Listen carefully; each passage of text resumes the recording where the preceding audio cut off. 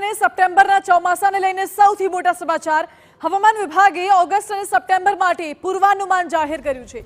August અને સપ્ટેમ્બરમાં દેશમાં સામાન્ય કરતાં વધુ વરસાદ રહેવાના એંધાણ છે। ઉત્તર ભારતથી લઈ મધ્ય ભારતમાં મેઘરાજા મહેર વરસાવશે। દક્ષિણ ભારતમાં પણ હવામાન વિભાગે સારા વરસાદના એંધાણ આપ્યા છે। ઓગસ્ટના અંત સુધીમાં મેઘરાજા 106% સુધી વરસી શકે છે। ઓગસ્ટ મહિનાનું અનુમાન સાંભળી દેશનો જગતનો તાત પણ ખૂબ ખુશ થયો।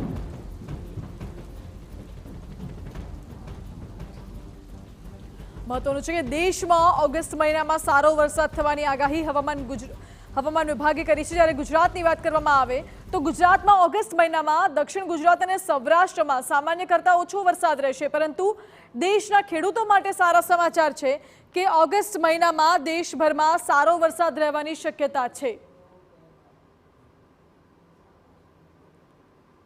મહત્વનું છે કે ઓગસ્ટ મહિનો સારો જશે તેવી આગાહી પણ કરવામાં આવી છે।